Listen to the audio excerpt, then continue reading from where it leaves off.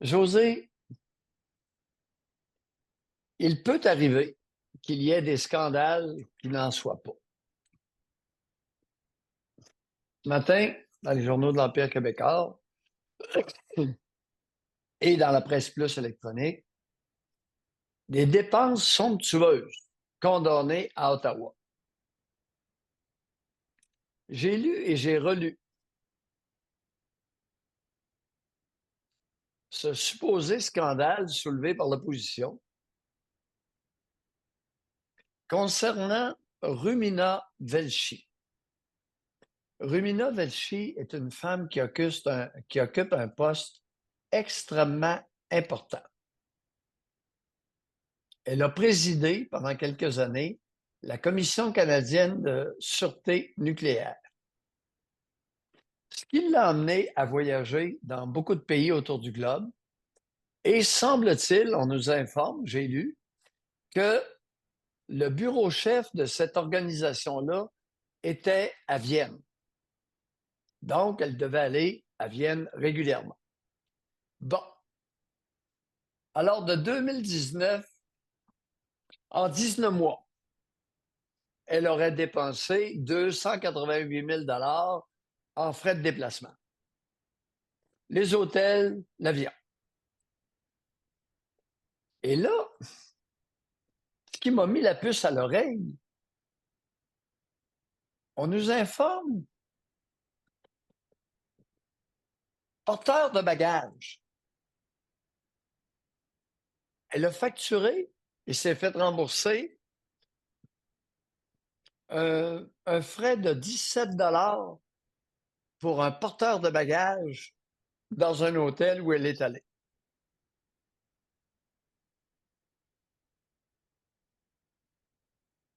Cette femme-là a un poste très important, rencontre des paquets de monde, fait le tour du globe. J'ai l'impression que ça se pourrait qu'elle ait besoin de quelqu'un pour l'aider à porter ses bagages. Si c'est vrai que ça lui a coûté 17 pour faire porter ses bagages, ça ne lui a pas coûté cher. Un. Deuxièmement, elle voyage toujours en classe affaires, en première classe. Vous savez, la place en avant, là, où les riches sont assis, elle ne voyage pas en classe économique avec le peuple. Scandaleux? Pas du tout. À un moment donné, elle est allée au Japon. Elle est partie du Japon, puis elle est allée à Londres. 22 000 de tickets d'avion pour ça. 22 000 Scandale. Billet de première classe. Air Canada.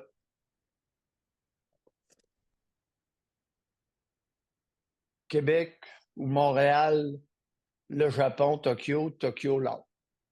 22 000 Où est le scandale? Elle voyage en première classe ou en Moi, classe savez-vous, à un affaires. moment donné, qu'est-ce que j'ai vécu? J'étais dans l'avion, j'étais seule, puis j'avais quelqu'un à côté de moi, commence à discuter avec, tout ça. Puis là, à chaque fois, il y a tout le temps du monde qui venait le voir, puis qui disait en anglais, tu veux-tu changer de place? Veux-tu prendre ta place? Je me disais, voyons, c'est quoi qui se passe? Finalement, c'était un ministre puis d'une province canadienne qui était assis à côté de moi dans la classe économique, puis il disait, non, non, je suis correct. Puis là, on a jasé, on a placoté, puis il était dans la classe économique, puis il a eu un bon vol. Ça le regarde. Ça se peut, voyager de façon économique. Ça, là-dessus, Bon. Alors, moi, j'ai mon expérience personnelle. D'abord, je dois vous dire que la dernière fois que j'ai pris un vol de Paris, Paris-Montréal, j'ai upgradé mon ticket à l'aéroport. J'en avais plein le derrière, des gros et des enfants qui pleurent. C'est mon karma, vous allez me dire. Il y a c'est votre un argent. vol sur deux que j'ai pris. Il y avait un enfant dans les deux rangées derrière moi qui pleurait, qui a pleuré une bonne partie du vol. Un. Deuxièmement, je suis malchanceux avec les gros. Je me suis fait squeezer une couple de fois entre deux gros qui débordaient leur siège. J'ai passé le vol à marcher comme ça. L'accoudoir n'était pas disponible, puis je les sentais sur mes épaules des deux côtés. L'autre point, j'ai juste une jambe, puis je me déplace en béquille. En béquille, dans un avion, c'est pas par jeu. Puis, quand j'avais 70, 72, et j'ai une hypertrophie de la prostate, ce qui fait en sorte que je dois aller uriner aux heures et demie.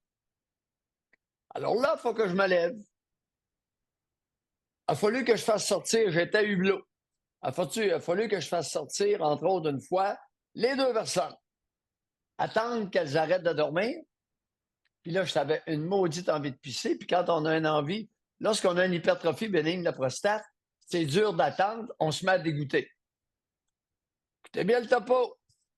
Là, je me lève, je suis dans le milieu de l'avion, puis je me dis, est-ce que je vais là en béquille, puis je vais tomber sur le monde d'un côté ou de l'autre? Fait que là, j'ai décidé d'y aller sur une patte, en sautant, faire le kangourou, en m'appuyant sur les sièges jusqu'à la toilette qui était en avant.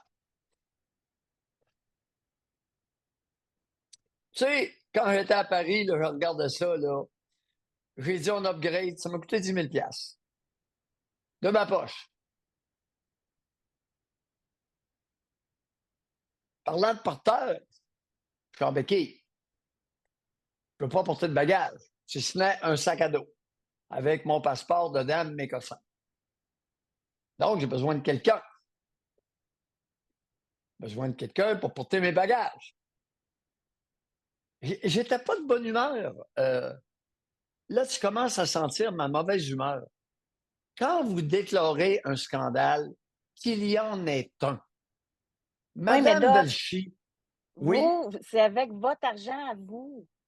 Tu sais, vous pouvez faire ce que vous voulez avec votre argent. Moi, ce que je trouve bizarre, c'est Catherine Stewart, ambassadrice des changements climatiques. Ceux qui nous font la morale là, incroyable. C'est la deuxième à avoir le plus voyagé. bon, 189 000 bon. Ça n'est un scandale. OK, attends un peu. Je n'avais pas terminé encore avec Velchi. Le rôle du gouvernement, c'est de nous dire, de dire au public si les voyages de Rumina Velchi étaient tous nécessaires pour sa fonction. Si on me dit que c'était nécessaire, aucun problème. Il n'y a aucun scandale là.